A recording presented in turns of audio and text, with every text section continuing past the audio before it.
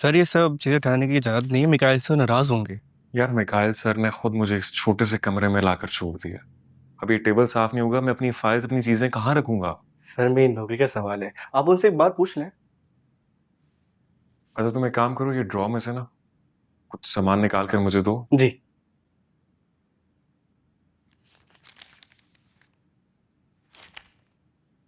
अरे ये तो पुराने बिल्स वगैरह हैं, इन्हें फेंक दो बेशक। ठीक है। अच्छा हाँ, ये कुरियर स्लिप्स हैं, ठीक है, इन्हें भी फेंक दो, किसी काम की नहीं है। एक सेकंड, एक सेकंड। ये टीना रहमान, अब ये यहाँ पे रख दो। तो तुम एक काम करो, एक कप चाय ले आओ। ठीक है सर। ठीक है, जल्दी से।